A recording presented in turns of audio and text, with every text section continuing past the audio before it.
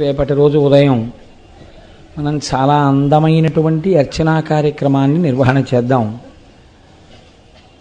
రేపటి రోజు జరిగేటటువంటి పూజ కేవలముగా యాంత్రికంగా ఏదో ఒక మంత్రం చదివి హస్తయోహో అర్ఘ్యం సమర్పయామి అని కాస్త చేతుల మీద నీళ్ళిపోయింది అని కాకుండా నాకు ఒక ఆలోచన వచ్చింది. రేపటి రోజున అక్కడ ఋత్విక్కులు మంత్రం చెప్తుంటారు, నేను అదే వేదిక మీద నుంచి ఏ మంత్రం చెప్పినప్పుడు ఏ ఉపచారాన్ని ఏ భావనతో ఎలా చెయ్యాలన్నది కూడా చెప్తుంటాను. అప్పుడు మీ అందరూ చక్కగా మనస్సు, వాక్కు, కాయము మూడింటిని ఏకీకృతం చేసి పరమ నిశ్శబ్దంగా అందమైన పూజ మన జన్మ తరించిపోయేటట్టుగా ఏదో నామాలు చెప్తుంటే మీరు అక్కడ యాంత్రికంగా చేయడం కాదు, అక్కడ నామం చెప్తుంటే మీరు నామం చెప్పేటట్టు. ఎందుకంటే మీరు అలవాటు పడ్డారు కాబట్టి శివో మహేశ్వర శంభు పినాకీ శశిశేఖర చదువుతున్నారు కదా. ఇదే రేపు ఓం శివాయ నమః అంటారు, మీరు అంటారు. ఓం మహేశ్వరాయ నమః అంటారు, మీరంటారు. ఓం శంభవే నమః అంటారు, మీరంటారు. ఒక్కొక్క అక్షత తీసి శ్వేతాక్షతని సమర్పిస్తే ఈశ్వరుడు పరమప్రీతి పొందుతాడు.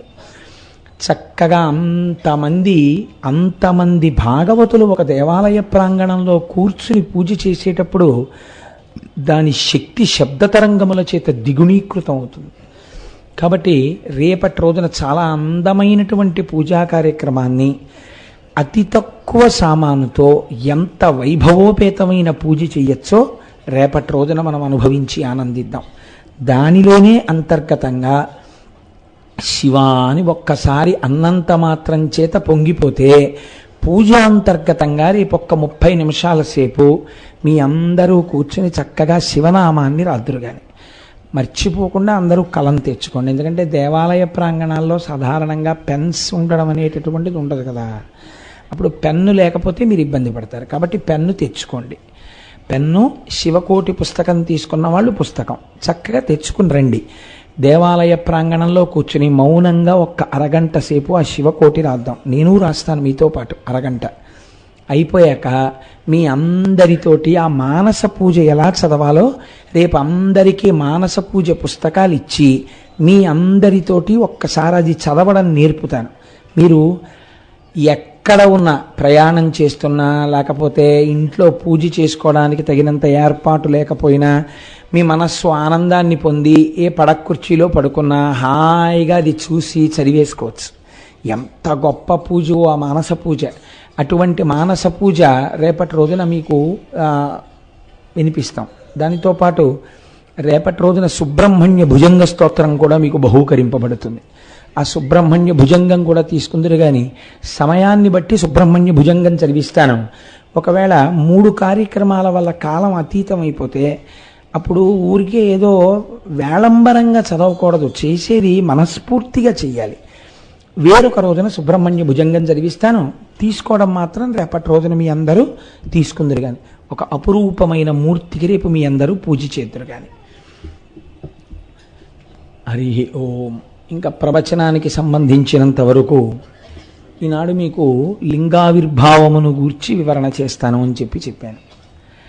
అసలు లింగం అనగానేమి, అసలు శివలింగ దర్శనము ఎందుకు చెయ్యాలి? దేవాలయంలోకి వెళ్ళి అందరూ మూర్తులు కరచరణాదులతో ఉంటే, కాళ్ళు చేతులతో చక్క తలకాయ కనపడుతూ, ముక్కు కనపడుతూ, నోరు కనపడుతూ ఉంటే ఒక్క పరమశివుడు మాత్రం లింగస్వరూపంగా ఎందుకుంటాడు? దాని వెనకాతల ఏదైనా భావన ఉన్నదా? అసలు ఎటువైపుకి తిరిగి పూజ చేయాలి? ఆ లింగాకృతి ఎందుకు వచ్చింది? లింగము అన్న మాటకు అసలు అర్థం ఏమిటి? ఈ విషయాల్ని మీకు నేను విజ్ఞాపన చేసే ప్రయత్నం చేస్తాను. మీరు ఒక్కసారి ఆలోచన చేయండి. మీకు భగవంతుని యొక్క స్వరూపమును పట్టుకోవడంలో మనస్సు మునక వేయడానికి తేలిక మార్గం ఒకటి వేదం చెప్పింది. ఎంత అందమైన మాట చెప్పిందో తెలుసా అండి? ఋతం పిబంతౌ సుకృతస్య లోకే గుహాప్రతిష్టౌ పరమే పరార్ధే యో వేద నిహితం గుహాయాం అంది.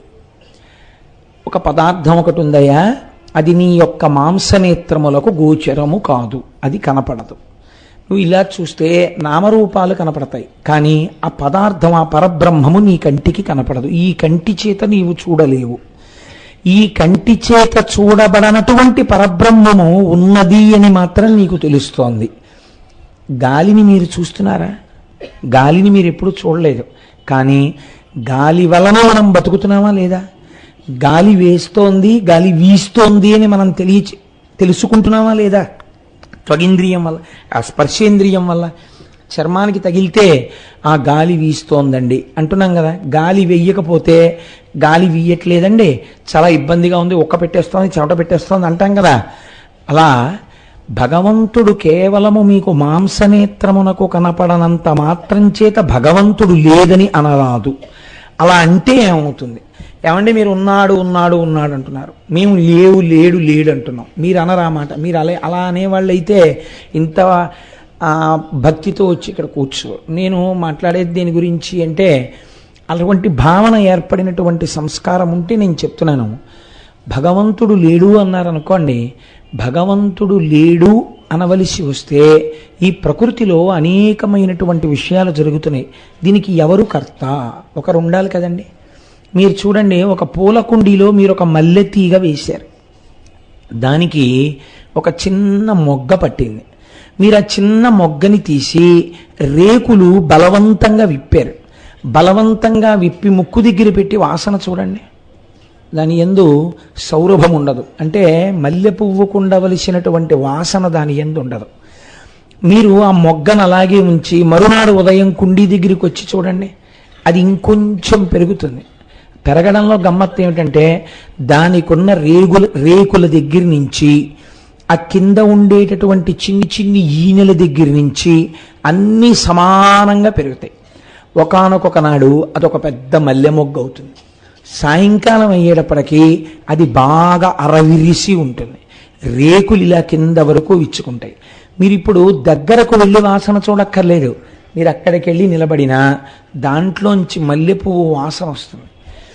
ఈ మొగ్గని ఇలా పెంచిన వాడెవరు? ఈ మల్లె మొగ్గలోకి మల్లె వాసనే ఏర్పాటు చేసిన వాడెవరు? మీరు నేను కాదు కదా, అంతవరకు ఖాయం. మనం ఏర్పాటు చేయలేదు. అలాగే ఒక సన్నజాజి తీగ యందు సన్నజాజి యొక్క సౌరభమే ఉండాలి.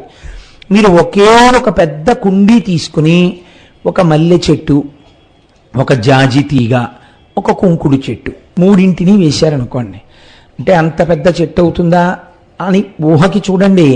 ఒకే మడి కట్టి పోనీ వేశారండి. ఒకే మడిలో మీరు గీత గీసిన చోట మీరు పోసిన ఒకే నీళ్లు తాగినటువంటి ఈ తీగలు మల్లె పువ్వు వాసనే ఇస్తుంది, జాజి పువ్వు వాసనే ఇస్తుంది, కుంకుడుకాయ చేదు రుచి కలిగినటువంటి కుంకుడుకాయనే కాస్తుంది.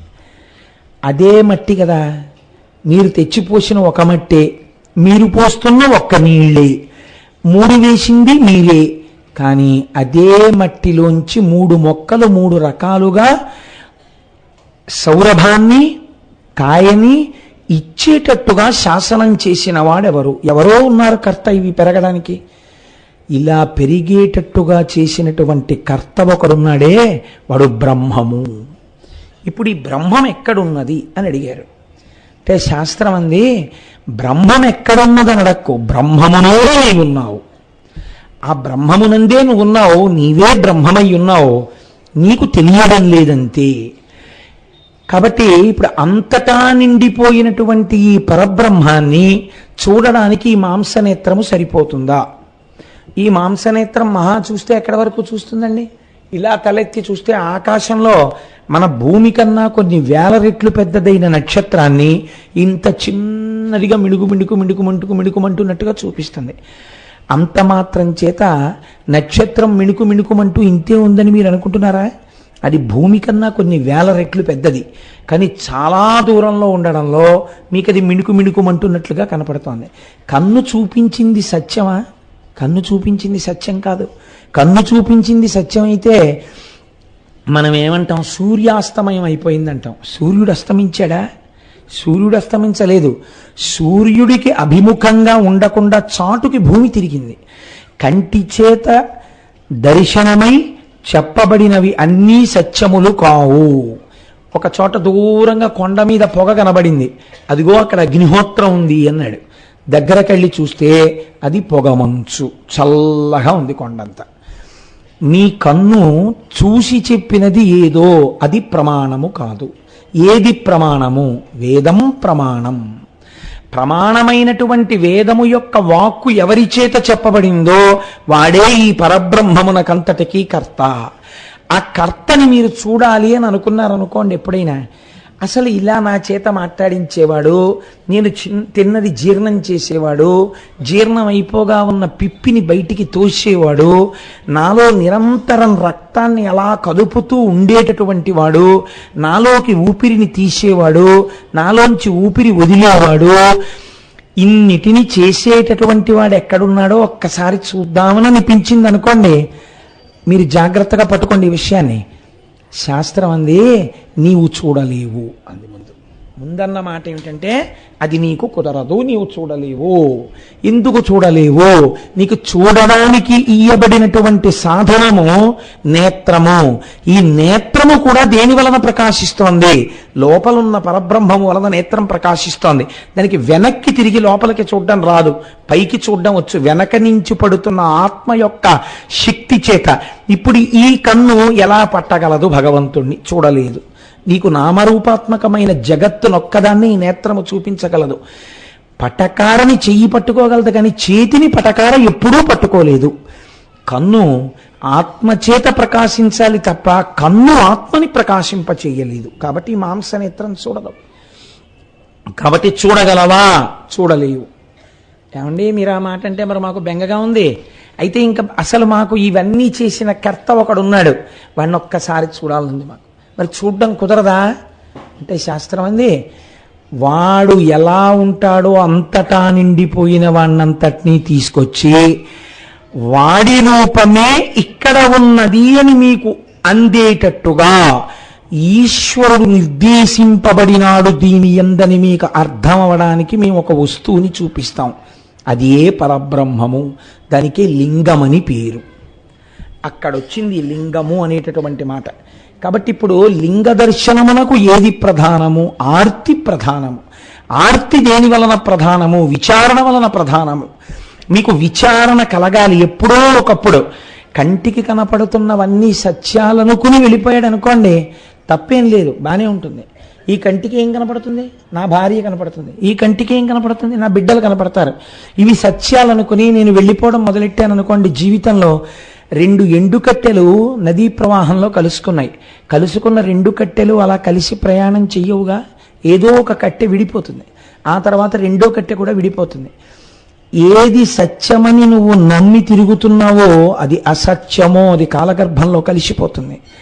కానీ నువ్వు కొంతకాలం ఉండి వెళ్ళిపోయినా తర్వాత కూడా ఉన్నది, నీకు ముందు ఉన్నది ఒక వస్తువు ఉన్నది. ఆ వస్తువు ఏదో అది సత్య వస్తువు. ఆ సత్య వస్తువు గురించి విచారణ చెయ్యడానికి దీన్ని నువ్వు ఋతుమంతం చేసుకోవాలి. దీన్ని ఆధారం చేసుకుని దాన్ని పట్టుకోవాలి. దాన్ని ఒక్కసారి చూడాలన్న తాపత్రయం నీకు కలగాలి. ఇప్పుడు ఇది 2 కారణముల చేత ఆవిర్భవిస్తుంది. ఒకటి, చూడాలని తాపత్రయపడిన వాళ్ళు ఎవరున్నారో వాళ్ళ ఆర్తిని చూసి వాళ్ళకి కనపడ్డం కోసమని వచ్చాడు ఆయన. అందుకే వేదాహమేతం పురుషం మహాంతం ఆదిత్యవర్ణం తమసస్తుపారే సర్వాణి రూపాణి విచిత్య ధీర నామాని కృత్వాభివదన్ యదాస్తే. ఇలా మేం చూడాలనుకుంటున్నాము అని చెప్పబడినటువంటి పరబ్రహ్మము వాళ్ళు ఎలా కోరుకున్నారో అలా కనపడినది. మా చిన్నతనంలో, ఇప్పుడంటే చాలా తక్కువైపోయింది, కానీ పంచదారతో చేసిన చిలకలు, కోడి పుంజులు ఇవన్నీ అమ్మేవారు. ఏదో ఇంట్లో కొన్ని శుభకార్యాలు జరిగినప్పుడు అవి తయారు చేసే వాళ్ళ దగ్గరికి వెళ్ళి, అయ్యా మాకు పంచదార చిలకలు ఒక 2 కిలోలు, పంచదార కోళ్ళు ఒక 2 కిలోలు, పంచదార నెమళ్ళు ఒక 3 కిలోలు, పంచదార హంసలు ఒక 5 కిలోలు ఇమ్మంటే వాళ్ళు దేనికి అవి అట్టపెట్టెలో పెట్టి ఇచ్చేసేవారు.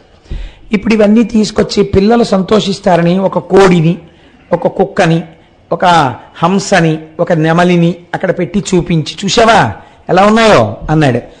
ఇప్పుడు కోడిని తింటాను అనగారండి అని సరదాగా వాడు కొరికాడు. కోడి ఎలా ఉంది? తీయగానే ఉంది. వాడు నెమలిని తింటానని తిన్నాడు, ఎలా ఉంది? తీయగానే ఉంది. వాడు హంసని తింటానని తిన్నాడు, ఎలా ఉంది? తీయగానే ఉంది. కోడిగా హంసగా నెమలిగా కనపడుతున్నది పంచదార పాకమే. కానీ పంచదార పాకము కనపడదు, దాని బదులు నామరూపాత్మకమైనటువంటి నెమలి హంస అవి కనపడుతుంటాయి. నామరూపాత్మకంగా కనపడేటటువంటి ఈ సమస్త జగత్తునందు నిండిపోయిన బ్రహ్మమున్నదే, అది కంటి చేత చూడాలని తాపత్రయపడితే శివలింగముగా ఆవిర్భవించినది. అది ఒక కారణం. రెండవ కారణం, అసలు నీ ప్రమేయం ఏమీ లేదు. మీరు నన్ను క్షమించండి నేను ఇలా చెప్తే, సృష్టి యందు మీ ప్రమేయము లేదు. అసలు సృష్టి యందు మన ప్రమేయం అన్నది యథార్థంగా ఉంటే అది సత్యమే అయితే ప్రపంచంలో సంతానం లేని వాళ్ళన్న వాళ్ళు ఉండకూడదు కదండి. సృష్టి జరుగుతోందంటే ఈశ్వరానుగ్రహం వల్ల సృష్టి జరుగుతోంది. ఏ ప్రాణికి ఎటువంటి ప్రాణి పుట్టాలో నిర్దేశిస్తున్నవాడు ఈశ్వరుడు. కుక్క కడుపున కుక్క పుట్టాలి, మేక కడుపున మేక పుట్టాలి, పిల్లి కడుపున పిల్లి పుట్టాలి, మనిషి కడుపున మనిషి పుట్టాలి. కాబట్టి ఈ సృష్టి చేసేటటువంటి వాడు ఆయన. మనమేమంటాం, ఒక కారణానికి మనం అహంకరిస్తాం. ఇది నేనే సృష్టించానండి మా అబ్బాయి. సాధారణంగా తల్లిదండ్రులు అఫెండ్ అయ్యారంటారు. అఫెండ్ అవ్వడం ఇన్ ది సెన్స్, వాళ్ళకి కోపం దేనికి వస్తుందంటే, నా కడుపున పుట్టినవాడు, నేను కన్నవాడు నా మాట వింటలేదు. ఇది కోపానికి కారణం. అంటే నేను వాడి సృష్టికి కారకుడను అన్న భావం ఒకటి ఏర్పడింది. కాబట్టి వాడు నీ మాట వినాలి. ఇది నేను సృష్టించాను కాబట్టి నాది అధికారం. వేరొకరు అన్నారు, వీడిని మేము పెంచాం చాలా కాలం, మీరు ఎక్కడో ఉన్నారు, వాడిని ఎక్కడికో తీసుకెళ్ళి చదివించారు, ఇంకొకరు ఎవరో పెంచారు వాడిని. పెంచితే వాళ్ళన్నారు, ఇంత కష్టపడి వీడిని పెంచాం, ఇంతకాలం 15 ఏళ్ళు మా దగ్గర పెట్టి చదువు చెప్పించాం, మేము చెప్పిన మాట వీడు వింటలేదు. ఇప్పుడు వాళ్ళకెందుకు కోపం? సృష్టింపబడిన పదార్థాన్ని పెంచి పెద్ద చేసి నిలబెట్టి రక్షించిన వాడి మాట వింటలేదు, అది వాళ్ళ కోపం. నిజానికి చదివించడం, నిలబెట్టడం ఇవన్నీ కూడా వాడి లోపల ఉన్న మేధరూపంలో ఈశ్వరుడు ప్రకాశిస్తున్నాడు. నువ్వు దానికి కారకుడవడానికి నిమిత్తం చేసి ఈశ్వరుడు నిన్ను అనుగ్రహించాడు. నీకో కొడుకున్నాడు అనిపించడానికి నిన్ను అనుగ్రహించి నీకు ఒక కొడుకు కలిగేటట్టుగా నిన్ను అనుగ్రహించాడు. సృష్టికర్త స్థితికర్త కూడా ఎవరు? ఎవడిలోంచి బయటికి వచ్చాయో వాడు ప్రళయకర్త. వాడు అన్ని వాళ్ళలో పెట్టుకుని వాళ్ళలోంచి తీసిస్తున్నాడు. ఇప్పుడు వాడే సృష్టికర్త, వాడే స్థితికర్త అయితే నేను సృష్టికర్తని నేను స్థితికర్తని అని అహంకరిస్తే ప్రళయకర్త పాఠం చెప్పడానికి ఒకసారి రావాలి కదండి. అది అసలు ఉద్దేశం. అంతేకాని అందుకని ఒకనాడు ఏమైంది, లింగావిర్భావ కాలమునందు ఒకానొక కల్పంలో బ్రహ్మగారికి శ్రీ మహావిష్ణువుకి ఒక చిన్న వాదోపవాదం జరిగింది. నేను బ్రహ్మము అంటే నేను బ్రహ్మము, నేను అధికుడు అంటే నేను అధికుడు. వీరి మధ్య ఈ వాదోపవాదం జరుగుతుండగా అది కొంచెం తీవ్రమైన స్థాయిని పొందుతుంటే దేవతల యొక్క మొర విన్నవాడై పరమేశ్వరుడు ఒక జ్యోతిస్తంభముగా వారి మధ్య ఆవిర్భవించినాడు. ఇలా ఎందుకు ఆవిర్భవించాలి? మీరు దీన్ని కొంచెం జాగ్రత్తగా పట్టుకోవాలి. ఒక జ్యోతిస్తంభంగా ఆవిర్భవించాడండి అని నేను అన్నాను అనుకోండి, జ్యోతిస్తంభం అనగానేమి అంటే ఒక బ్లోఅవుట్ అని చెప్పచ్చాము. బ్లోఅవుట్ ఏముందండి, గ్యాస్ భూమిలోంచి అలా పైకి వచ్చేస్తే మండింది అనుకోండి, అలా పొడవుగా ఒక స్తంభాకృతిలో మండుతుంటుంది కదా. ఒక బ్లోఅవుట్ ఏర్పడితే చూడ్డానికి ఎన్ని ఊళ్ళ నుంచో వెళ్ళి చూసి వస్తుంటారు దూరం నుంచి కదా. అలాంటి బ్లోఅవుట్ దెబ్బలాడుకుంటున్న ఇద్దరి మధ్యలోకి వచ్చింది అనుకోండి. ఇప్పుడు వాళ్ళిద్దరూ దీని సంగతి తర్వాత చూద్దాం దెబ్బలాడుకుంటారా, దీని సంగతి చూస్తారా, ఇదేటో ఇలా వచ్చేసింది, ఇంత పెద్ద జ్యోతి స్తంభం ఏమిటంటారా? అంటే ముందు కంటిని ఆకర్షిస్తుంది జ్యోతి. కాబట్టి ఇప్పుడు ఆ జ్యోతి స్తంభము ఏర్పడినది. మీరు అలా ఆనుకోకండి అమ్మా, అలా కూర్చోకుండా సరిగ్గా కూర్చోండి. ఆ జ్యోతి స్తంభం ఒకటి ఏర్పడినది. ఆ జ్యోతి స్తంభాన్ని చూడగానే బ్రహ్మగారికి శ్రీ మహావిష్ణువుకి వారు యందు ఉన్నటువంటి వ్యగ్రత ఉపశమించినది. ఉపశమించింది. ఒరే మన ఇద్దరం చాలా గొప్పవాళ్ళం అనుకుని దెబ్బలాడుకుంటున్నాం కదా, మన ఇద్దరి మధ్యలో కొత్తది ఇంకోటి వచ్చింది, ఇదేమిటి అనుకున్నారు. సరే బాగానే ఉంది, ఇది కూడా ఒకందుకు మంచిదే. ఎందుకు మంచిది? మన ఇద్దరిలో ఎవరు గొప్పవాడో తేల్చుకోవడానికి ఇది బాగా పనికొస్తుంది. అసలు ఇలా చూస్తే పైన కనబట్టలేదు, ఇలా చూస్తే కింద కనబట్టలేదు, ఎక్కడి నుంచి వస్తోందో తెలియట్లేదుగా. నేను పైన ఇది ఎక్కడుందో దీన్ని మొదలు కనిపెడతా, నువ్వు కింద కనిపెడతావా? కనిపెడతాను. ఇప్పుడు శ్రీ మహావిష్ణువు వరాహ రూపంలో భూమిని తవ్వుకుంటూ వెళ్ళిపోయారు దాని ఆది కనుక్కోవడానికి. ఇప్పుడు పైకి చతుర్ముఖ బ్రహ్మగారు హంసవాహనం ఎక్కి దాని యొక్క చివర కనుక్కోవడానికి వెళ్ళిపోతున్నారు. ఈ పైకి కిందకి కనుక్కోవడానికి వెళ్ళిపోతున్న వాళ్ళలో ముందు సత్వం ఆవిర్భవించినటువంటి వారు శ్రీమన్నారాయణుడు. ఆయన అనుకున్నారు, ఎంత వెళ్ళినా ఈ జ్యోతిస్తంభము యొక్క మొదలు కనపట్టలేదు. అందుకని భిత్వా పాతాళ నిలయం గత్వా దూరతరం హరిః నా పశ్యత్తస్య సంస్థానం స్తంభస్యానలవర్చసః. ఎంత వెతికినా దీని యొక్క ఆది మొదలు కనపట్టలేదు. కాబట్టి ఇది ఖచ్చితముగా పరబ్రహ్మం, ఇది దీని యొక్క మొదలు నేను కనిపెట్టలేకపోయాను. కాబట్టి ఆయన మళ్ళీ భూమి మీదకి వచ్చి కూర్చున్నారు. బ్రహ్మగారు రజోగుణ సంపర్కం ఉన్నవాడు కొద్దిగా. ఆయన పైకి ఎక్కుతుంటే ఎంతసేపు పెడతాంరా ఇలాగా, ఏమిటి అంత వెళ్ళినా కనపట్టలేదు. ఆయన ఇబ్బంది అలా ఏమిటంటే కింద ఆయనకి కనపడిపోయిందేమో అని. అందుకని ఆయన అలా వెడుతూనే ఉన్నారు. ఇంతలో పైనుంచి ఓ కేతకి పుష్పం ఒకటి కింద పడింది, ఓ మొగలిపు. దాన్ని టక్కున పట్టుకుని అడిగారు ఆయన, ఎక్కడి నుంచి వస్తున్నావు అని అడిగారు. అబ్బో, ఎవరో ఒక మహానుభావుడు పరమభక్తితో ఇలా శంకరుడి మీద వేశాడు, మీరు ఇది చాలా జాగ్రత్తగా పట్టుకోవాలి. ఇంత పైన తలకాయ ఉంటే దాని మీద పువ్వు ఎలా పడిందండి, ఎవరు పూజ చేశారు అంటే ఎవరో భక్తుడైన వాడికి లొంగిపోయాడు ఆయన, అహంకరించిన వాడికి దొరకలేదు ఆయన కదండి. ఆయన ఎవరో పూజ చేశాడు, ఆ మొగలి పువ్వు తల మీద ఎట్టుకున్నాడు ఆయన.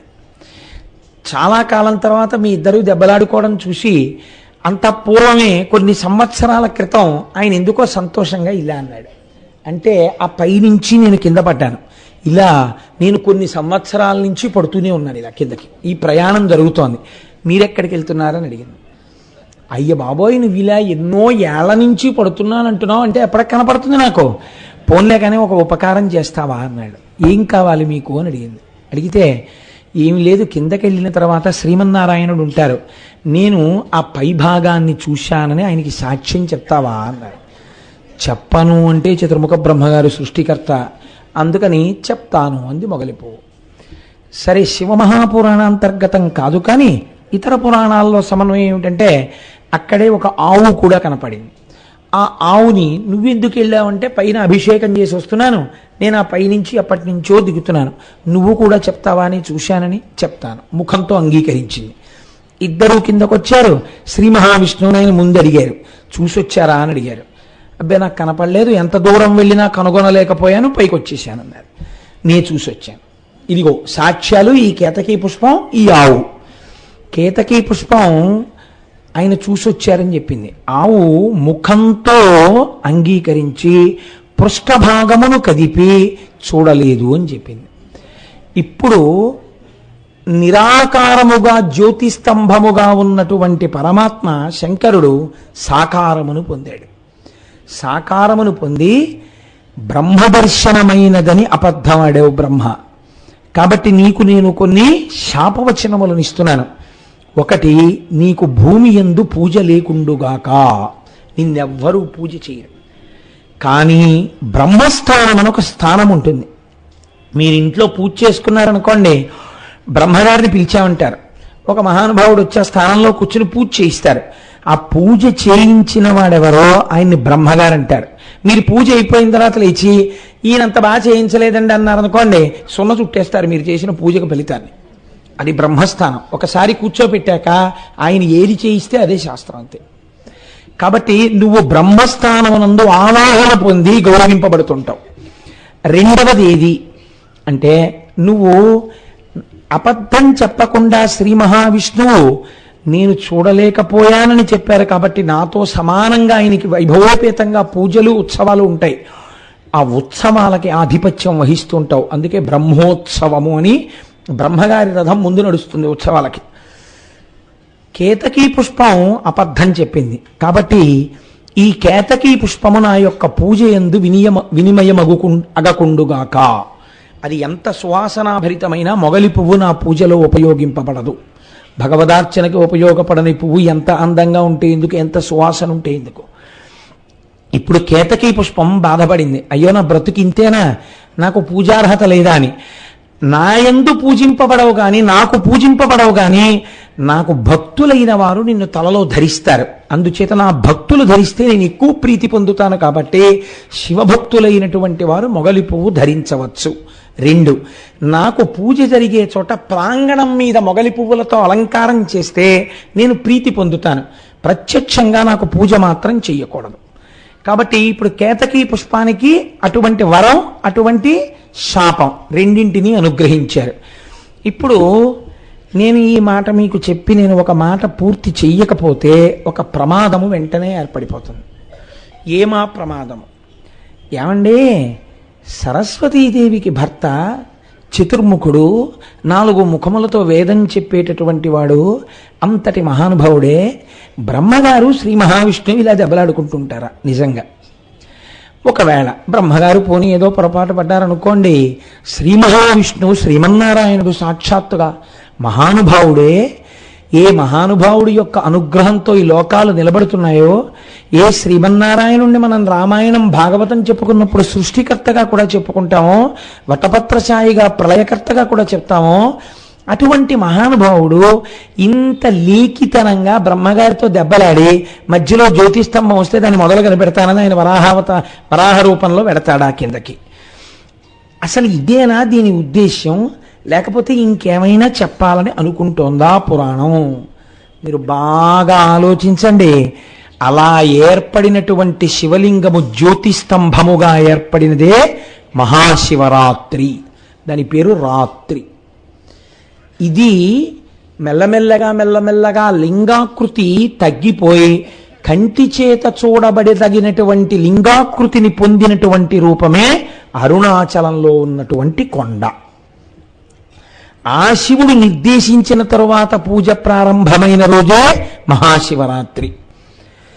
ఇలా అయితే ఇంతవరకు బాగుంది. కానీ మరి ఈ బ్రహ్మగారి యొక్క స్థితి, శ్రీ మహావిష్ణువు యొక్క స్థితి ఏమి? మీరు ఒక్కటి గుర్తుపెట్టుకోండి. మీరు జాగ్రత్తగా సమన్వయం చేసుకుంటే బ్రహ్మ, విష్ణువు, శివుడు అనేటటువంటి మూడింటితోటే మీకు ఎప్పుడు ఏది చెప్పవలసి వచ్చినా వ్యాసుడు చెప్తుంటాడు. ఎందుకు చెప్తారో తెలుసా అండి? ఉన్న ఒక్క బ్రహ్మము ఈ 3గానే పనిచేస్తుంటుంది. సృష్టికర్త, స్థితికర్త, ప్రళయకర్త, పరబ్రహ్మం. మీరు ఒక్క విషయం కొంచెం జాగ్రత్తగా గమనించండి. శ్రీ మహావిష్ణువు స్థితికారుడు కాబట్టి ఆయన సత్వగుణ సంపన్నుడు కదండి. మనం ఆ మాట అంటాం కదా. సరే, ఆయన సత్వగుణ సంపన్నుడైతే భయంకరాకృతిలో నరసింహావతారాన్ని ధరించి హిరణ్యకశిప సంహారం చేసి కోపం తగ్గనప్పుడు, ఎంతమంది స్తోత్రం చేసినా కోపం తగ్గనప్పుడు దాన్ని సత్వం అంటారా, తమస్సు అంటారా? క్రోధము తమస్సు. రామచంద్రమూర్తి కోదండాన్ని చేతిలో పట్టుకుని కొన్ని వేల మందిని తెగటార్చినప్పుడు కించిత్ కోపం కూడా రాకుండా తెగటార్చాడని మీరు చెప్పగలరా? క్రోధం ఆయనకు వచ్చిందని వాల్మీకి మహర్షి చెప్పారు కొన్ని చోట్ల. అప్పుడు ఆయన తమోగుణ సంపన్నుడు కాలేరా? శంకరుడు తమోగుణ సంపన్నుడు, లయం చేస్తాడంటారు. తమోగుణ సంపన్నుడు శంకరుడైతే దక్షిణామూర్తిగా కూర్చుని లోకానికి జ్ఞానం ఇవ్వలేదా? అప్పుడు మరి ఆయన సత్వగుణ సంపన్నుడు కాడా? మరి అదే శంకరుడు జ్ఞానప్రదాతయ్యై జ్ఞానానికి మహేశ్వరుణ్ణి మీరు కొలవండి అని అనిపించుకుని శృతివాక్యం చేత పొగడబడినటువంటి వాడు మహానుభావుడై సత్వగుణ సంపన్నుడు కాలేదా? మరి అలాంటప్పుడు ఒక గుణాన్ని మీరు భగవంతుని యందు ఆరోపించి మాట్లాడడం మీ అజ్ఞానం అనుకోవాలా, మీ జ్ఞానం అనుకోవాలా? భగవంతుని యందు గుణమును ఆరోపించి మాట్లాడడం ఏంటండి? అంతకన్నా అసంబద్ధమైన విషయం ఇంకోటి లేదు. యథార్థమేమి అంటే మహానుభావుడైనటువంటి బాణుడని సంస్కృతంలో మహాకవి బాణుడు. ఒక్కొక్కసో అంటారు కాళిదాసుతో సమానుడు, లేదా కాళిదాసు కన్నా అడుగు ముందే ఉన్నవాడు బాణుడు అంటారు. ఆ బాణుడు ఒక మాట చెప్తాడు. రజోజుషే జన్మని సత్వవృత్తయే స్థితౌ ప్రజానాం ప్రళయే తమస్పృశే అజాయ సర్గస్థితి నాశహేతవే త్రైమయాయ త్రిగుణాత్మనే నమః అంటాడు.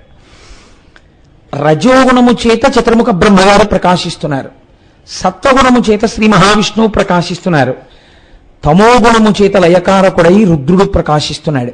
అంత మాత్రం చేత నిజంగా వాళ్ళందరూ ఆ గుణాలతోటే ఉంటారని మీరు అనుకుంటున్నారా? కాదు. అసలు వీరి ఎందు గుణము లేదు. నిర్గుణమైన పరబ్రహ్మము సృష్టి చేసేటప్పుడు బ్రహ్మగా మారింది. అప్పుడు అవసరం కాబట్టి రజోగుణాన్ని తీసుకుంది. ఎప్పుడు ఏది అవసరమో అప్పుడు నేను అది పుచ్చుకుని మిగిలిన వాళ్ళకి కూడా మార్గాన్ని చెప్తున్నానే నా ఇంట్లో వాళ్ళకి.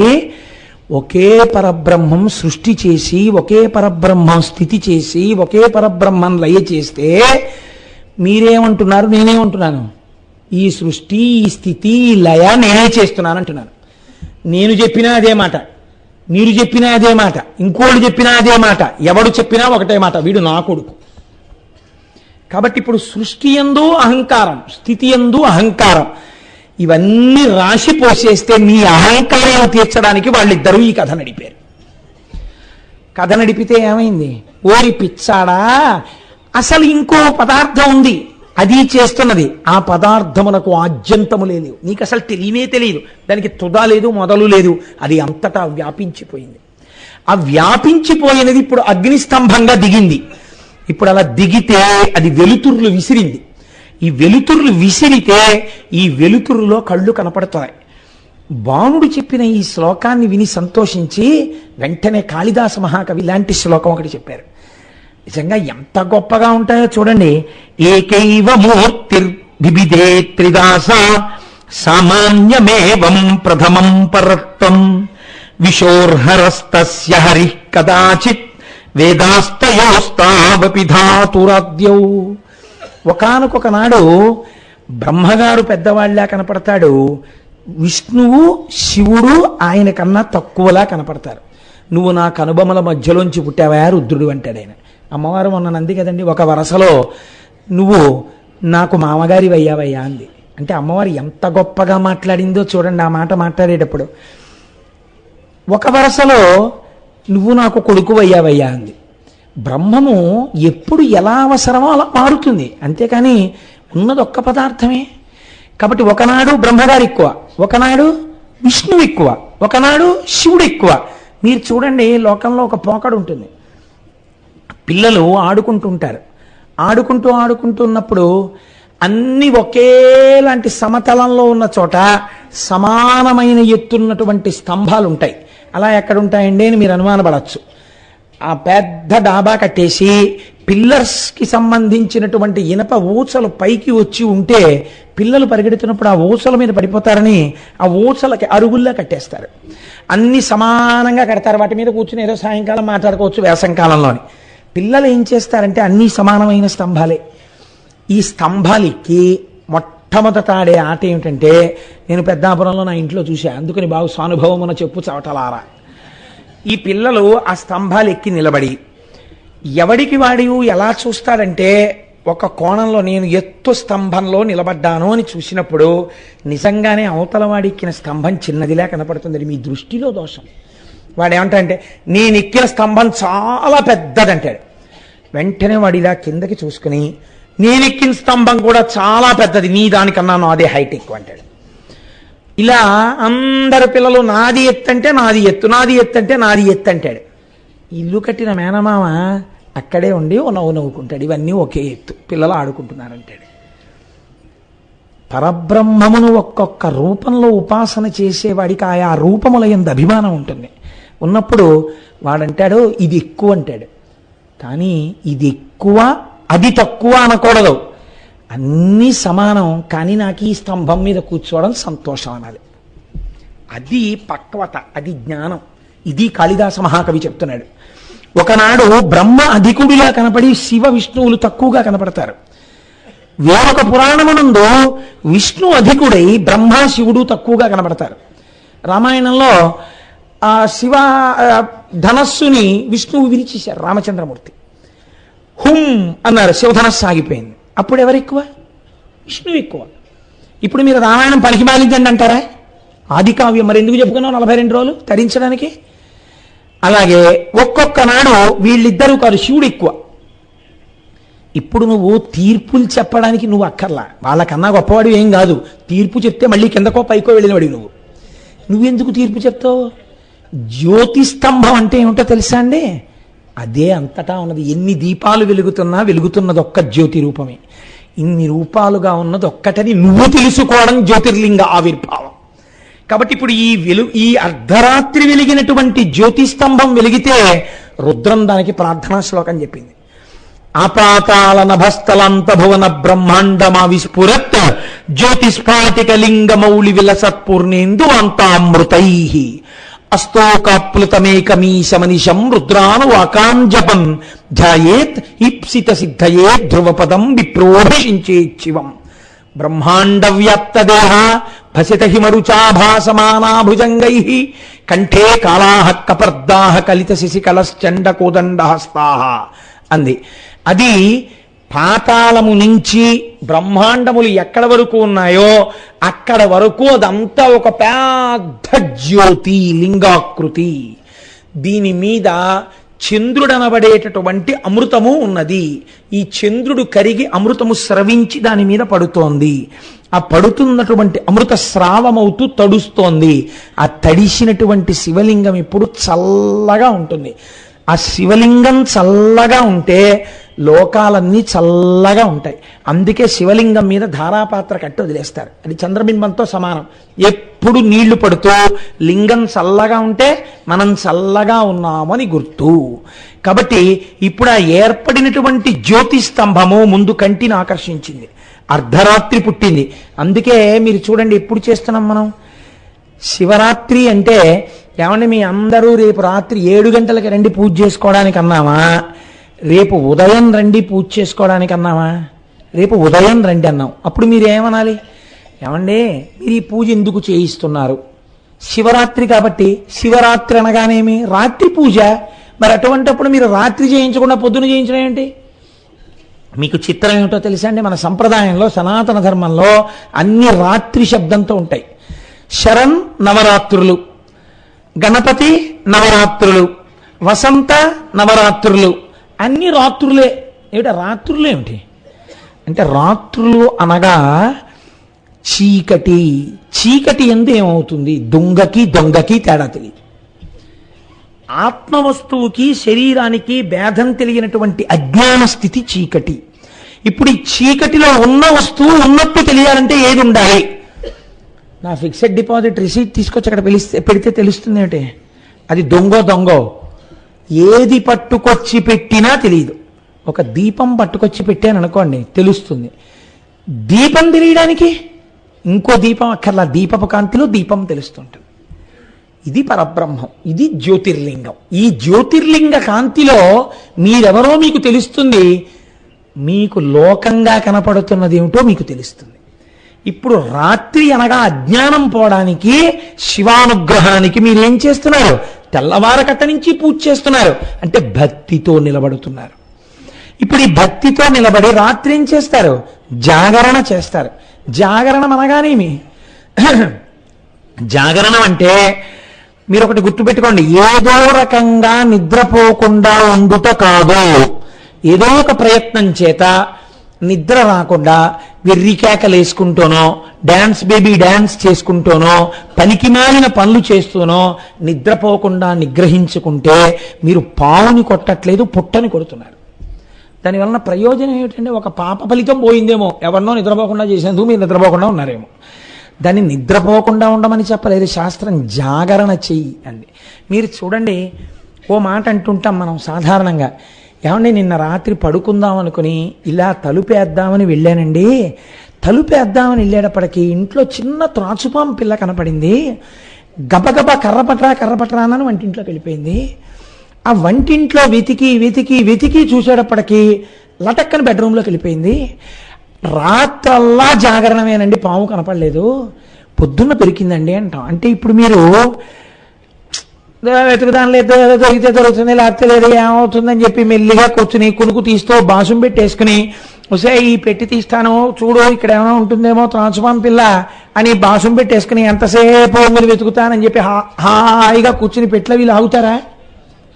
అలా ఏం లాగరు, అక్కడ త్రాచుపాం ఉంది కాబట్టి దూరంగా నించుని, అవసరమైతే ఎగిరి మంచం మీదకి ఎక్కేయడానికి ఓ మంచమో స్టూలో కుర్చీయో పెట్టుకుని ఓ కర్ర పెట్టి దూరంగా పెట్లవి రాత్రల్లా లాగుతూనే ఉంటారు.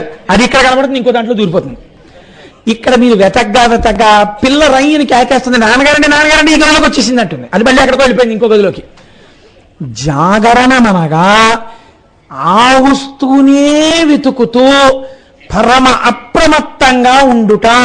ఇప్పుడు అప్రమత్తంగా ఉండడానికి మీరు ఏమిటి ప్రధానం?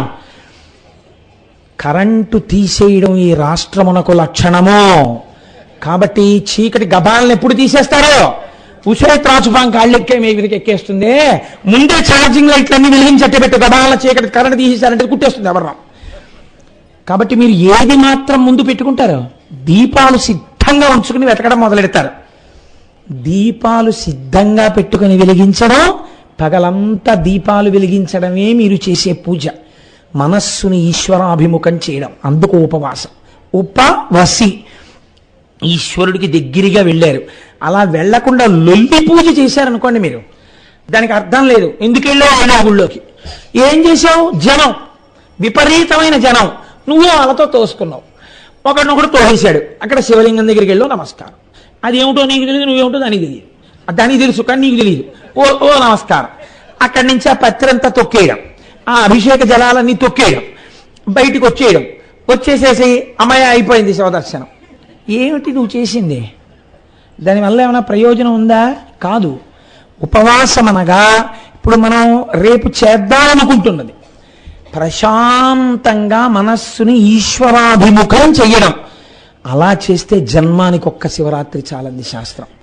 ఇప్పుడు పగలంతా ఉపవాసం చేసి రాత్రంతా జాగరణ చెయ్యి. జాగరణం అంటే ఏం చేస్తావు? పావునే వెతుకు, పావు దగ్గరికి రాకుండా చూసుకోవడం జాగరణం కదండి. అలా కూర్చుని పాము పెట్టి లాగుతూ లాగుతూ, పెట్టి వెనకాల పావుందేమో అనుకుని లాగుతుండగా ఇలా కళ్ళు పడిపోయి కునుకొచ్చేసిందే అంటారేంటి మీరు? ఒక్కనాటికి రమ్మన్నా రాదు నిద్ర. ఇంట్లో త్రాచుపా ఉంది. పగయగలిగని నిపామున్న ఇంటిలో ఉన్న ఎట్ల కాక ఎట్టులుండు అంటాడు ఆదిపర్వంలో మహానుభావుడు నన్నయ్య గారు. అలా పావున్న ఇంట్లో నిద్ర ఎందుకు వస్తుందంటే జాగరణమే ఉంటుంది. నీలో ఉన్న పావుని వెతకడమే జాగరణము. ఏది నీలో ఉన్న పావు? కోట్ల జన్మల నుంచి కాట్లేస్తోంది ఇది నిన్ను. అవే ఒక్క పాము కాదు, అజ్ఞానమన్న రూపంలో అది 6 పడగల పాము ఒకటి ఉంది. కామ క్రోధ లోభ మద మోహ మాత్సర్యములన్న 6 పడగలతో మనస్సు. ఇప్పుడు దీన్ని నువ్వు చంపలేవు. దీన్ని ఈశ్వరుడికి అర్పణ చేసి ఆయన మెడలో వేసుకుంటాడు. ఆయన నాగాభరణాన్ని తీసుకుంటాడు. తీసుకుని నీకేమిస్తాడు? ఆయన వీటిని మారుస్తాడు. కామము ఈశ్వర కామము, క్రోధము ఏమిటి నాకు ఈ దిక్కుమాలిన కోపం అని కోపం మీద కోపము, లోభము అమ్మో నేను ఇంకా భగవత్ సంబంధమైన విషయాలు ఇంకొక 2 శ్లోకాలు నేర్చుకోవాలి, సుబ్రహ్మణ్య భుజంగా నా నోటికి వచ్చేయాలి, ఈ లోభం. మదము, నా భగవానుడు నాకున్నాడు, ఎందుకంటే నాకేమిటి బెంగ, నాకున్నాడండి ఈశ్వరుడు, ఇది నీ గర్వం.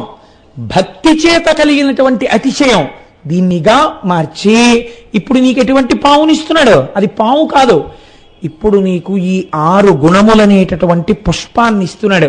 కాబట్టి జాగరణం ఎలా చేయాలి అంటే మన మనస్సు అంత తొందరగా సరిగ్గా ఉండదు కదా. 6:30కి ప్రవచనానికి వస్తేనే నిద్రపోతుంది. రేపు రాత్రి 10ంటికి కూర్చోమంటే కూర్చుంటుంది అది. కాబట్టి తెలివైన పని ఏమి చేయాలో తెలుసా అండి? మార్చి మార్చి మనస్సుని కుదుటపరచాలి. కానీ దాన్ని మాయ చెయ్యాలి. ఎలా మాయ చేయాలి? అంతర్లీనంగా భగవంతుడినే పెట్టాలి. పైకి మాత్రం మారిపోతోందని చెప్పాలి. కార్యక్రమం లేస్తుంది మళ్ళీ, బాబోయ్ ఇద్దడు ఎవడు కొంచెం కళ్ళు పడిపోతున్నట్టున్నాయి, పాము ఎక్కడుందో అని వెతుక్కుంటుంటాలి. కాబట్టి 6:30 నుంచి 8, 8:30 ప్రవచనం అయిపోతుంది. అద్భుతమైనటువంటి గంధర్వగానం అయిపోతుంది. అయిపోయిన తర్వాత మనందరికీ ఇంకా కళ్ళు పడిపోయే టైం వచ్చేసింది. ఇంకా 10, 9:30, 10 అవుతోంది. కళ్ళు పడిపోకుండా ఉండాలంటే ఇవాళ రోజున మనని ఆపగలిగినది ఏది? అంచాక్షరి. ఇప్పుడు అంచాక్షరి పెట్టారనుకోండి, మీరు పెడితే రజోగుణ తమోగుణ ప్రకోపం వచ్చేస్తుంది, సత్వగుణం పోతుంది. జాగరణం కాదు అది, అదో వెర్రి వేదం కింద తయారవుతుంది. కాబట్టి ఇప్పుడు ఏం చేయాలి? అసలు ఎలా మార్చుకోవాలో జీవితాన్ని చూపించడానికి రేపు ఒక కొత్త ప్రయోగం జరుగుతుంది. చిన్న చిన్న పిల్లలు ఇక్కడ కూర్చుని సంగీత విద్వాంసుల సమక్షంలో ప్రసాద్ బాబు గారు ఎంపైర్గా ఇక్కడ నిర్వహిస్తూ ఉండగా ఎవరికి ఎంత టైంలో పాడాలో ఒకళ్ళు ఒక కీర్తన, ఒక పల్లవి పాడి విడిచిపెడతారు. ఏదో ఉదాహరణకి అదిగో అల్లదిగో శ్రీహరివాసము 10,000 శేషుల పడగలమయము అని వదిలేస్తారు. మీరిప్పుడు మా మీద ఏమున్నాయి మీరు అందించకూడదు ఎవరును, మీరు దాన్ని వినాలి. ఇప్పుడు మీ మనస్సు ఏం చేస్తుంది? డ్రిల్ చేస్తుంది. మా మీద ఏమున్నాయి కీర్తనలు, మా మీద ఏమున్నాయి కీర్తనలు అని ఆ మముబ్రోవామని మముబ్రోవామని కాదు ననుబ్రోవామని ఆ కీర్తన అని మీలో మీరు మాట్లాడుకుంటుంటారు. ఈలోగా ఈ పిల్లలు పాడతారు, అబ్బాయి ఎంత బాగా పాడారో అనుకుంటారు. ఇలా వాళ్ళ మధ్య భగవత్ సంబంధమైన అంత్యాక్షరి జరుగుతుంటుంది. ఇప్పుడు ఈ కీర్తనలు వింటూ మీరు కూడా మనస్సటు పెట్టుకుంటారు. అయిపోయింది, అద్భుతమైన భరతనాట్యం శివతాండవం జరుగుతాయి. అయిపోతుంది, జ్యోతిర్లింగం ఆవిర్భవిస్తుంది. 12 అయింది, మీకు తెలియదు 12 అయిపోయిందని. జ్యోతిర్లింగం వచ్చేసింది అంటే మీ 6 గుణాలు పోయాయి, దుర్గుణాలు. జాగరణం పూర్తయిపోయింది, ఈశ్వరానుగ్రహం వచ్చేసింది. ఇప్పుడు మీరు ఆ జ్యోతి వెలుగులో నిలబడతారు. ఇది జ్యోతిర్లింగ ఆవిర్భావము మహాశివరాత్రి నాడు. ఇందుకు జాగరణ, ఇందుకు ఉపవాసం, ఇందుకు పూజ, ఇందుకు వచ్చాయి తప్ప అర్థం పర్థం లేకుండా చెయ్యమని రాలేదు. ఇలాంటి పూజ, ఇలాంటి జాగరణ చెయ్యడం కోసమని రేపు మనం ఈ దేవాలయ ప్రాంగణాన్ని వేదికగా చేసుకోబోతున్నాం. కనుక దీనిని జ్యోతిర్లింగము అని శాస్త్రం పిలిచింది. ఇప్పుడు మీరు చూడండి, ప్రధానంగా జ్యోతిర్లింగ ఆవిర్భావమునందు ఏది ఏర్పబడినది మీరు ఆలోచించండి. బ్రహ్మగారికి విష్ణువుకి కలహం వచ్చింది. కలహం దేనికి వచ్చింది? నా అంతవాణ్ణి నేను, నా అంతవాణ్ణి నేను అన్న అతిశయం చేత వచ్చింది. బాహ్యంలో కథకి, ప్రపంచంలో భగవంతుడు ప్రతివాడికి ఏదో ఒక విభూతినిస్తాడు. ఏమీ లేకుండా ఎవ్వన్నీ ఆయన చెయ్యడు, ఏదో ఒక విభూతి ఉంటుంది. మీరు చూడండి, ఆశ్చర్యం ఏమిటో తెలియదు కానీ చాలా మంది సంగీత విద్వాంసుల్లో 2 నేత్రములు లేనటువంటి వారు అద్భుతమైన సంగీత విద్వాంసులుగా ఉంటుంటారు. మనకి ఇక్కడ శరన్నవరాత్రుల్లో వాయిస్తుంటాడు ఆ పిల్లాడు. నిజంగా అతన్ని చూస్తే మనసు కరిగిపోతుంది, చక్క మెరిసిపోతుంటాడు బంగారంలా. నేను ఇక్కడే వేదిక మీద కూర్చొని చూస్తుంటాను. అది జిప్పు తీసేస్తాడు, మృదంగం తీస్తాడు, పక్కనెట్టుకుంటాడు, జిప్పేస్తాడు, ఇలా పెట్టి తడువుకుని అక్కడ పెడతాడు. అందులోంచి రాయి తీస్తాడు, అక్కడ పెట్టుకుంటాడు. ఆ మృదంగం తీసి టక్ టక్ టక్ టక్ కొట్టుకుంటూ సరిపోతోంది, దీనికి కావలసిన శృతి అనుకుంటే మళ్ళీ రాయి అక్కడ పెడతాడు. మైక్ ఎంత దూరంలో ఉందో ఇలా ఇలా తడిమి చూసుకుంటాడు. ఒళ్ళో మృదంగం పెట్టుకుని ఆ పాట వింటూ ఈ సభలో ఎవరున్నారో, ఎంతమంది ఉన్నారో, ఎవరు పాడుతున్నారో, ఏం చేస్తున్నారో అతనికి నేత్రాలు చెప్పవు. కానీ అతను ఈ ఇంద్రియం మీదే ఆధారపడి వింటున్న దానికి అనుగుణంగా మృదంగాన్ని సమకూరుస్తాడు. ఏమి ఈశ్వర విభూతి అండి అది? ఈశ్వరుడు ఇచ్చాడా లేదా? ఒకటి పోతే ఒకటి ఇచ్చేస్తాడు ఆయన. ఆయన దయాళువు. ఇప్పుడు ఈ వినయం ఎప్పుడు ఏర్పడుతుంది? ఈశ్వరుడు నాకు అనుగ్రహించాడు అని మీరు అన్నారనుకోండి, ఈశ్వరానుగ్రహం అండి, నాకు కొడుకున్నాడు. అస్తమానం మీకు ఎంతమంది పిల్లలు ఉన్నప్పుడు ఈశ్వరానుగ్రహంలో నా కొడుకు కనక్కర్లేదు. మీరు లోపల మనస్సులో నాకో 2 పిల్లలు ఉండడం ఈశ్వరానుగ్రహం, నాకో ఉద్యోగం ఉండడం ఈశ్వరానుగ్రహం, నేను 4 మాటలు చెప్పుకోగలగడం ఈశ్వరానుగ్రహం అన్న భావన పరిపుష్టమైందనుకోండి, దాని వినయము అని పిలుస్తారు. ఈ వినయము లోపించడం కలహానికి కారణమైంది, అతిశయానికి కారణమైంది. ఈ వినయము నేర్చుకో. అందుకే శంకరాచార్య స్వామి వారు షట్పదీ స్తోత్రం అని ఒక స్తోత్రం చేశారండి. అసలు నిజంగా మీరు ఆ షట్పదీ స్తోత్రం చదవాలి. ఎంత అద్భుతమైన స్తోత్రం చేశారో తెలుసండి. మనస్సుకు షట్పది అని పేరు. పంచేంద్రియములు, ఒక మనస్సు 6 కాళ్లతో ఉంటుంది. అందులో ఆయన అంటారు, అవినయమపనయ విష్ణో దమయమన శమయ విషయ మృగతృష్ణాం భూతదయాం విస్తారయ తారయ సంసార సాగరతః. మొట్టమొదటి శ్లోకం. అందులో అవినయమపనయ విష్ణో, స్వామి శ్రీ మహావిష్ణు, నాకు నువ్వు వినయమును కటాక్షించు. ఎన్నడూ అహంకారం ఏర్పడకూడదు. సర్వభూతముల యందు దయము కలిగి ఉండేటట్టుగా అంతటా నిన్ను చూసేటట్టు అనుగ్రహించు. అదే జ్యోతిర్లింగ దర్శనం. అందుకే రఘువంశం రచన చేస్తూ కాళిదాస మహాకవి ఒక అద్భుతమైన మాట అంటారు. దిలీప మహారాజు రాజ్యం చేస్తున్నప్పుడు చేసిన చాలా గొప్ప విషయం ఏమిటి? ప్రజానాం వినయాధాత్ రక్షణాద్ భరణాదపి. ప్రజలందరిలో వినయం ఉండేటట్టుగా చూసేవట్టు ఆయన. ఇది ఒక రాజు చెయ్యవలసింది, ఇది ఒక ఉపాధ్యాయుడు చెయ్యవలసింది, ఇది ఒక గురువు చెయ్యవలసింది. వినయం నేర్పాలి శిష్యులకి. ఈ వినయము ఆరంభం ఎక్కడా? మీరు జ్యోతిర్లింగం గురించి తెలుసుకుంటే అంతటా అది నిర్వహిస్తోంది. అది సృష్టికర్త, స్థితికర్త, ప్రళయకర్త, నేనెంతటి వాణ్ణని వినయంతో నిలబడతారు.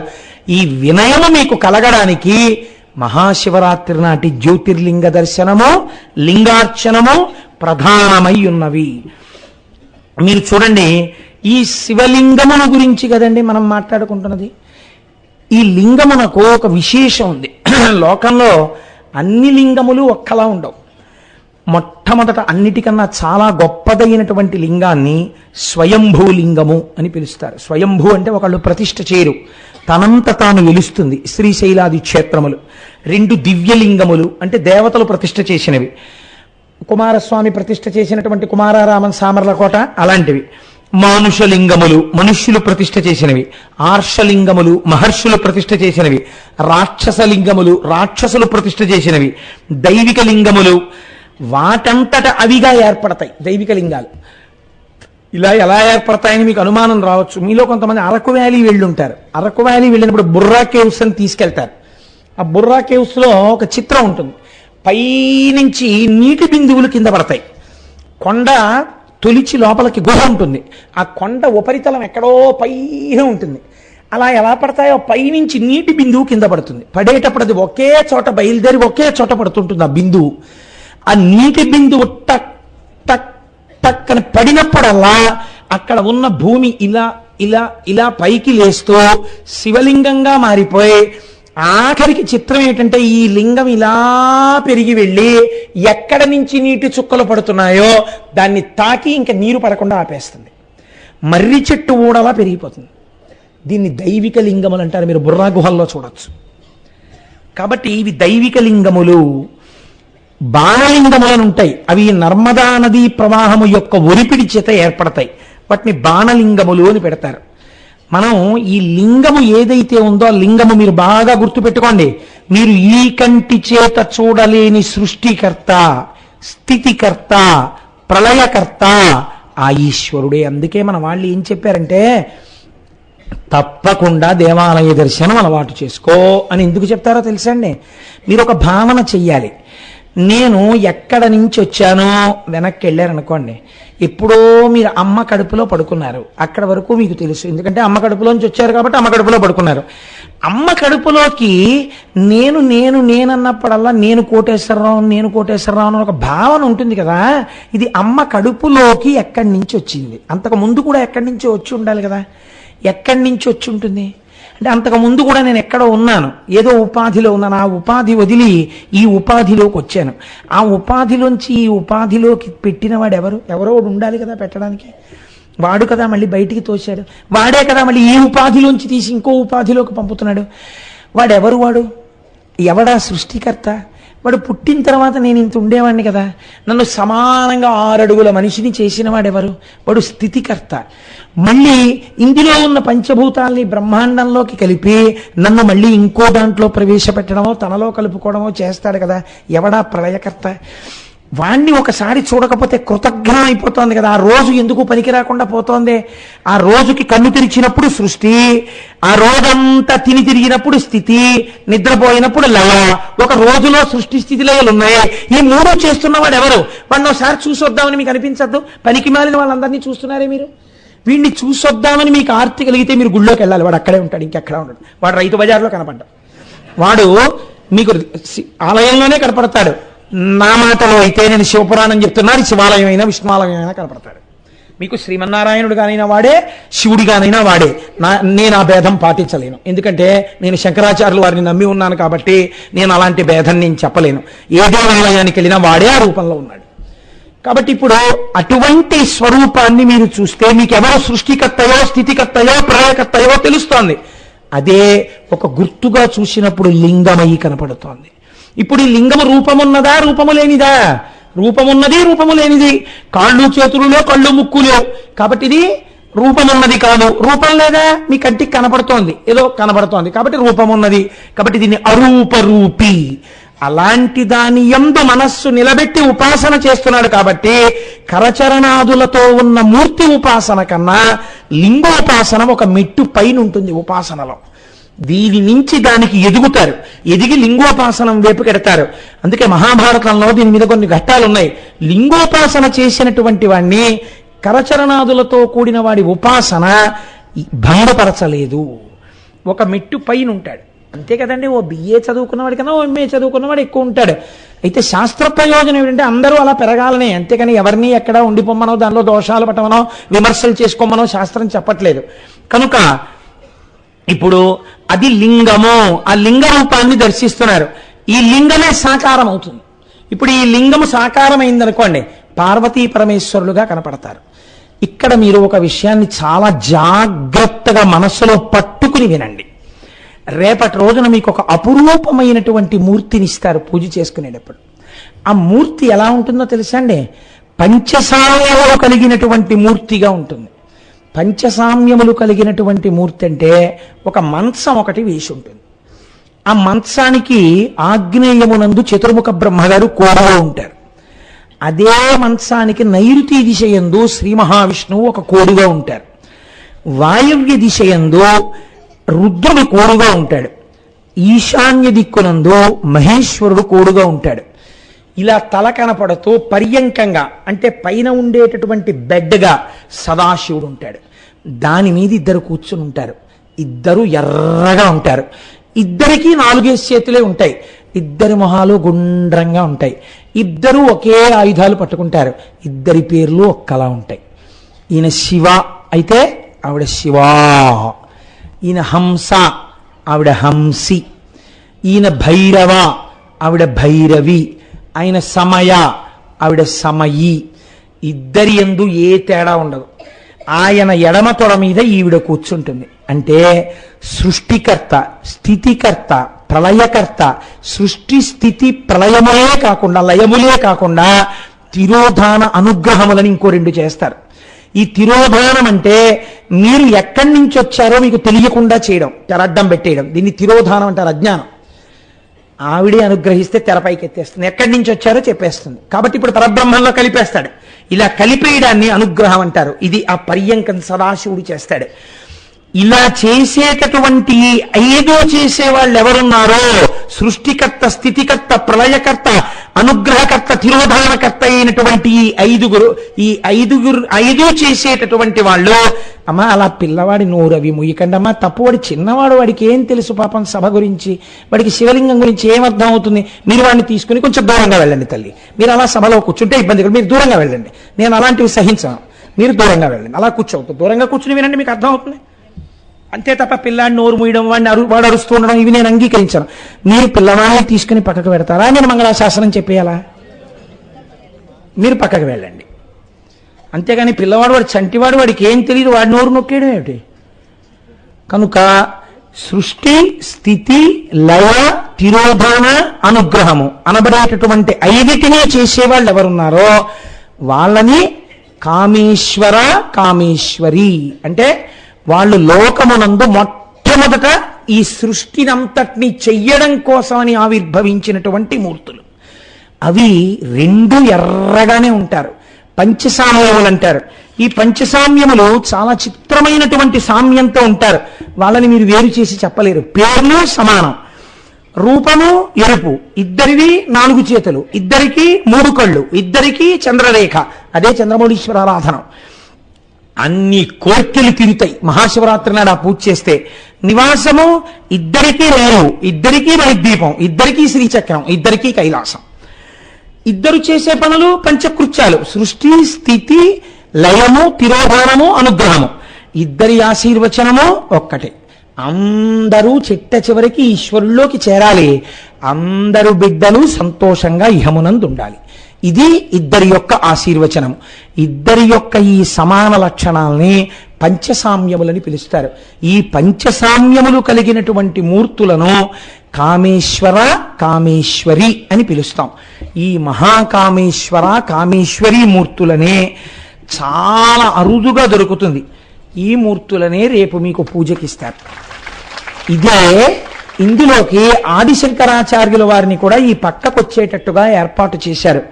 కాబట్టి రేపటి రోజున ఈ మూర్తి మీద ఒక్క పువ్వు పడితే సృష్టి స్థితి లయ తిరోధాన అనుగ్రహములు జరిగి చేసేటటువంటి దేవతల మీద, మహాకామేశ్వర కామేశ్వరీల మీద, జగద్గురువులైన శంకర భగవత్పాదుల పాదాల మీద ఆ పువ్వులు పడిపోయినట్టే. కాబట్టి మహాశివరాత్రి ధన్యమైపోలా. నేను అబద్ధాలు చెప్పి ఊరించలేదు. ఎంత మీకు గొప్పదైన మూర్తో చూడండి. శివలింగాన్ని అందరూ ఉపాసన చేయలేరు. ఈ మూర్తిని మీరు ఇంట్లో పెట్టుకుని ఉపాసన చేయవచ్చు, నమస్కరించవచ్చు. అంత గొప్ప మూర్తి. మీ అందరికీ రేపటి రోజు పూజలో ఈ మూర్తిని ఇచ్చి పూజ చేయిస్తారు.